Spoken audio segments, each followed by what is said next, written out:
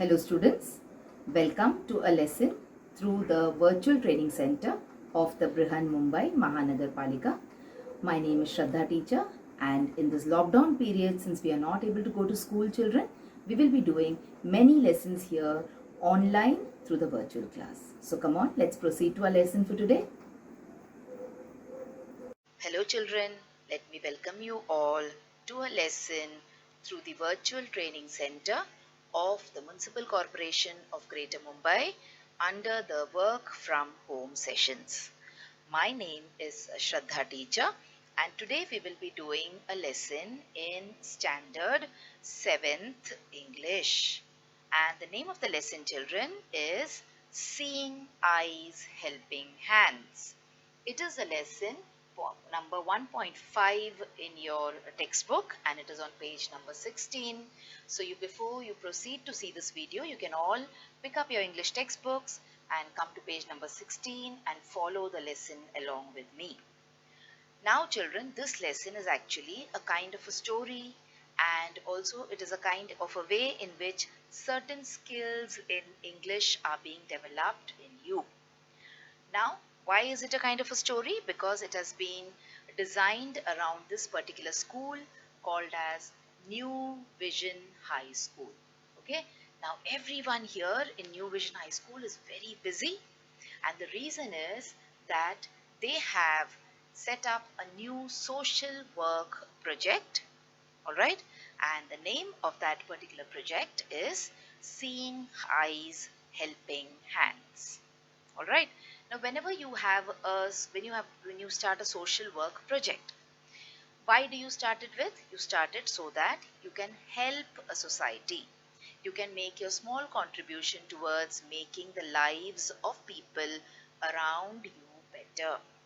Now, this school also has taken up this kind of a project, and they wish to instill the values of caring for people, of sharing things with people, helping people in trouble, etc. in their students. So that is the reason that New Vision English or High School has picked up this project, a social work project. Now, whenever you start a new project, children, it is very, very essential that people around you know about this project. Okay, so what do? You have a big inauguration function for the project. Now, when there is an inauguration function, what happens is you call people. Okay, you invite people who are important people in your society. You invite people who are working in that particular field, and they come and they declare this particular project or this particular program as open. Now, along with the VIPs who come to inaugurate the program, you also have to invite guests in the program. Okay. Now, when it is a function of the school, children, what do you think? Whom will the school invite? What people will be expected to come for this particular inauguration function? Yes, it is the children who study in the school as well as the parents of the children who are studying in that particular school. So that means that when there is an inauguration function, this particular idea has to be communicated to people. Okay, so how do you communicate? Not only about inauguration, suppose there is a function in your house. Okay, someone is getting married, or if there is a housewarming function in your house, how do you let this idea reach people? You send them invitation letters, isn't it? What is an invitation letter? An invitation letter is informing someone that we are having this kind of a program in our house, okay, or we are having this kind of a program in our society, so please join us. So what do? You invite people. Now, when you invite people, children, what are you doing actually? You are doing the process of communication. Okay, and when you communicate, what do? You always try to transmit ideas which are in your head into someone else's head. Okay, you try to put ideas which are in your head into someone else's head when you're communicating, isn't it? You're letting people know what's going on in your brain when you're communicating. All right, so now this kind of communication, it can be done in various ways. Okay, so now we have verbal communication. Verbal communication means communication in which you use some kind of language, and then you have non-verbal communication. Now in non-verbal communication we use different kinds of gestures, or we use sign language, or we use body language in order to communicate something. All right, under verbal communication you have written communication, you have oral communication, and you have visual communication. Now in today's lesson we are going to talk about written communication, that is how you write written invitations. Okay, and we will talk about oral communication or oral invitations. So this is actually a lesson about how you communicate your ideas to others. Now in this particular lesson, what is the idea? The idea is that of an invitation. You are supposed to invite someone, and now you're supposed to think how or in which methods or in which ways you are going to plan your invitation. Alright, so let us see. We are going to have some oral invitations also. We are going to look at a few kinds of oral invitation, and we are also going to look at how written invitations are done. Okay, so now naturally when you say oral invitation, it means when you say something to invite people, and when you say written invitation means you write out something and then send it out to the person whom you want to invite. All right, so let us start by understanding how an invitation letter which is written should look like. Now this is I'm not going to pick up any other specimen to teach it to you. I will just show you an example which is outside of your book, but to explain this to you I'm going to pick up the same letter which is there in your textbook. So this is an invitation letter, and it will be treated as a formal invitation letter. Okay, so this is a written invitation letter. Alright, now let us try and understand more about this letter. So see, what kind of invitations are you going to learn this time in this particular lesson? You will see how a formal invitation is written. You will talk about an oral invitation. You will see how a notice is written. And you will also look at another way in which you can do an oral invitation as part of this particular lesson 1.5. And remember, what are we talking about? When we are talking about invitation, when we are talking about notice, what are we talking about? Actually, we are talking about communication. Okay, so come on, now let us start by looking at the first kind of invitation, that is a formal invitation. Now in a formal invitation you will see that there are no endearments, that is you do not write dear, or you do not try to show familiarity with the person whom you are talking to or whom you are addressing the invitation to. So a formal invitation follows certain strict rules. Okay, but there are certain things which should be part of every invitation letter, whether it is formal, whether it is informal, whether it is oral, etc. And that is certain information. Now see, when you want to call someone, you have to naturally give that person your address. Okay, you have to tell that person when he's supposed to come. So these certain things are there which you're supposed to communicate when you're writing a kind of an invitation. Alright, so let's see what important things make up the invitation. So here you have the name of the project, that is for what are you inviting a person. So now this is for the inauguration of this particular project.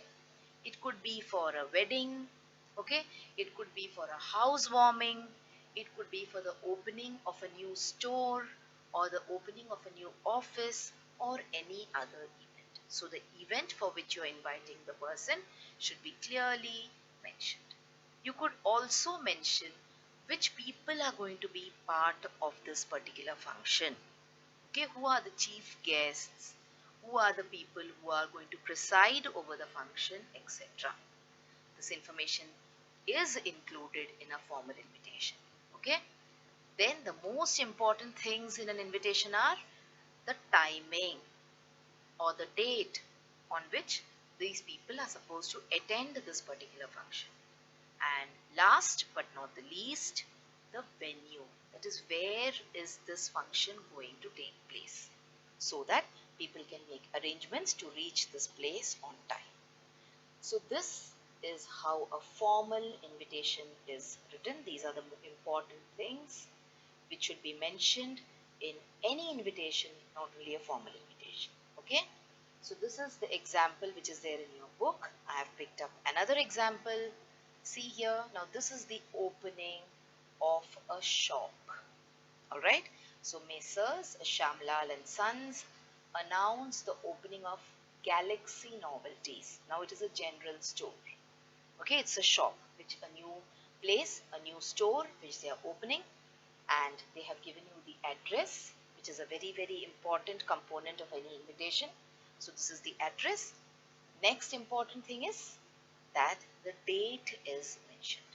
Okay, so it is on Sunday, the 19th of October, and the date we don't know, and the timing is also mentioned, if you see, at 11 a.m. And there are other things which you want, if you want, you can mention, but that is not an important part. The most vital things in an invitation are that you mention for what you're calling people, where they're supposed to come, and at what time they are supposed to come. Okay, so this was about the formal invitations.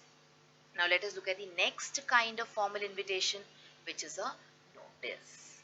Now in the notice also you will see, children, that the notice also contains the points which we talked about in a formal invitation. Now when a formal invitation is sent out, it is sent out individually to people. Okay, you want to call A, so a formal invitation goes to A. If you want to call Mr. B, the formal invitation goes to Mr. B. But in case of a notice, a common notice is displayed in a common place where all can see it. Now this notice is for the students of Standard 7th and their parents. Can you see? And everything else which I told you about in the formal invitation has been mentioned here. So you have the timing, the date, the venue, etc., along with the name of the event and who's going to inaugurate it, etc. Okay, so a formal invitation you sent out individually to people, whereas a notice you put it up for a group of people or a set of people to see and take information from. So this is the second type of communication that we saw, a notice. The first one was a formal invitation. Let's move on and see one specimen of notice. So see here, this is a specimen of a notice. So there is a school called MV High School, and they are conducting what? They are conducting a dramatics competition audition. Audition means selection for a dramatics competition which is going to be held on the 10th of March 2018. Okay, so this is this they will not come and give it to each of the students. This will be put up in a common place, and you have to look out for it, and you have to read it, and you have to follow it. No one will personally follow this up and come to you and give you a letter and tell you that you have been invited. Alright, so that is one major difference between a notice and an invitation, but all other things are the same. That is about the information that is given in the notice and the information which is given in the invitation are almost the same. Okay, now we come to the next kind of invitation and we talk about oral communication or invitation through oral communication. Now all of us know what oral is. We have written exams and then we have oral exams in which you talk and you express your ideas to your teacher. Okay, now in this particular lesson that we have 1.5, there are two kinds of oral invitations. So let us see what they are. So the first kind of oral invitation is a little formal, when the teacher, okay, Vishwas Ajinkya, he invites the editor of a newspaper, that is Mr. Shashank, and he calls him up and he gives him all the information that is there in the formal invitation. That is, this is the time, and this is the venue, and this is the event, and we would like to invite you. So all the matter which is there in the invitation will be the same, but here this is little formal because the teacher of the school is inviting a news editor. Both these people, they don't know each other personally, but it is a kind of an invitation which is oral. He has not written anything. He's just telling it to him on the phone. And the last kind of invitation that we have is where there is a child called Samir and he is telling his parents about the event. So you can see Samir here. He is studying in standard 7th and he has seen the notice which his principal has put up for him. And after reading the notice, he is coming and telling his parents about the event. So what all will he tell his parents? Yes, of course, he will tell them what the event is about. He will tell them when the inauguration is going to be held, at what time, and all the other pieces of information that we saw in the formal invitation, in the notice, etc. Alright children, so this was our lesson for today, lesson number 1.5, Seeing Eyes Helping Hands, where we looked at communication as a very important skill in learning language. Not only English language but any language. And we saw under the heading of communication, we saw how we give out invitations to people. And what was the reason for invitation over here in this particular case?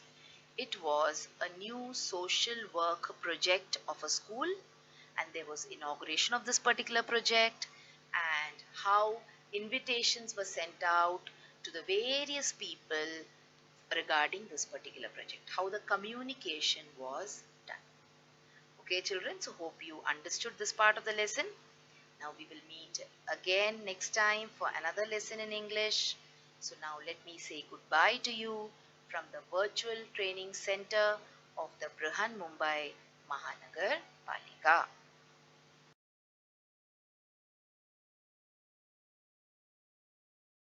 So children, wasn't that a wonderful video? And did you enjoy watching it? So if you want to watch more such videos in future, then please like this video and also subscribe to our channel, the MCGM Portal for Education, and also hit the bell button so that you get notified whenever I upload a new video here. Thank you so much for now. Let's meet again soon.